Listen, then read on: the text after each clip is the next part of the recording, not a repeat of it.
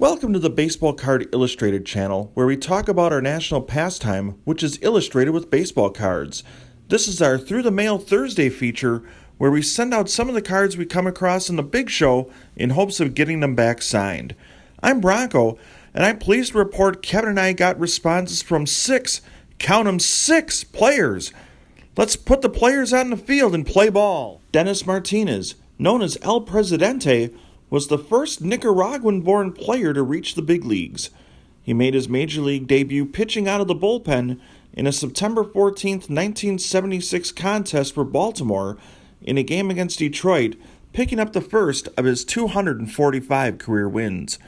He was named to 4 All-Star teams, led the Bigs in wins in 1981, and 10 years later led the majors in ERA. The right-hander pitched for 5 different teams in his career: Baltimore, Montreal, Cleveland, Seattle, and Atlanta, and tossed a perfect game in 1991 as a member of the Expos against the Los Angeles Dodgers. Oddly, Martinez has the most career victories for a pitcher who never earned 20 wins in a single season.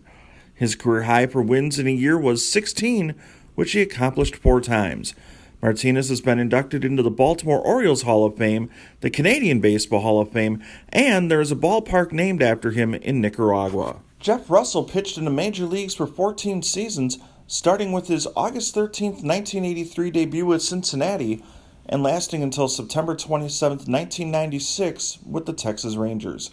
Best remembered as a closer, his first appearance came as a starter, as he scattered 5 hits in a complete game 3-1 win as Cincinnati defeated San Diego.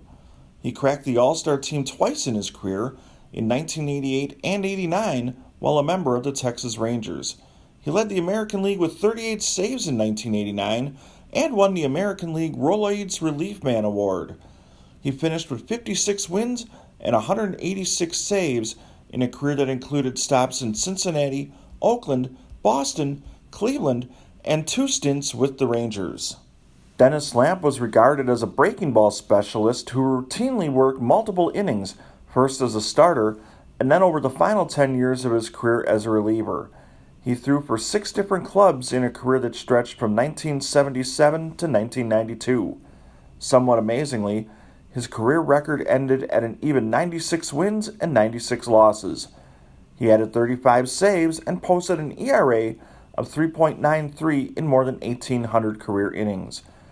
Lamp reportedly worked at a seafood counter in Newport Beach after playing baseball, where his work shirt reportedly had his name, Dennis L., but made no mention of taking a no-hitter into the 9th inning of an August 1981 game at Milwaukee. He was also Baseball Card Illustrated's pick for the best mustache during our look at 1984 Topps. Dane Orange is probably best remembered for being part of a trade in which he was dealt with outfielder Rick Bassetti and pitcher Tom Underwood by Philadelphia to St. Louis in exchange for Bake McBride and Steve Waterbury. Actually, the only people who remember that trade were the people involved in the transaction. However, Orange did play for 2 World Series champions in his career.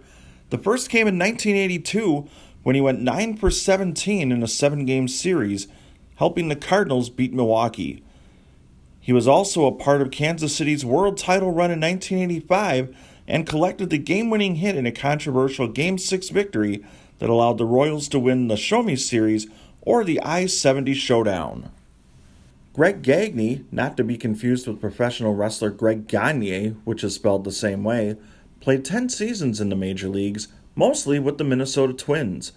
The shortstop collected 1,440 hits and belted 111 homers in nearly 1,800 career games and is a member of the Twins Hall of Fame. Gagne tied a major league record in 1986 when he hit 2 inside-the-park home runs in a single game, accomplishing the feat against the Chicago White Sox at the Hubert H. Humphrey Metrodome. The Twins won the World Series in 1987 and 1991, making Gagne a 2-time world champion. For the record, Gagne, the wrestler, held the AWA International TV title twice and was a tag team champion on 2 occasions.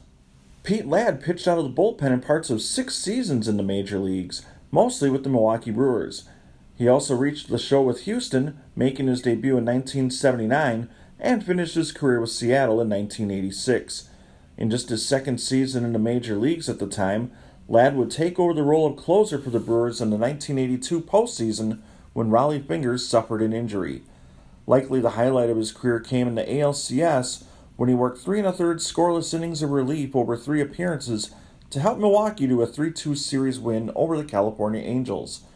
Ladd would add 25 saves to his resume the following year as Fingers was still recovering from injury. On the back of this 1987 Topps card, it said Ladd is affectionately nicknamed Bigfoot. Since I couldn't find a reason for that online, I asked him in our letter for the reason, and Ladd was nice enough to respond that it was due to his size 16 shoes. Thank you for watching this edition of Through the Mail Thursday and to the 6 players who were nice enough to sign through the mail. Coming up Sunday on The Big Show, Kevin and I will dive into 1989 Fleer and the search for rookies and error cards. We appreciate you watching, and if you like what you've seen, please give us a thumbs up, leave a comment down below, and hit the subscribe button. So long, everybody. You've been watching Baseball Card Illustrated.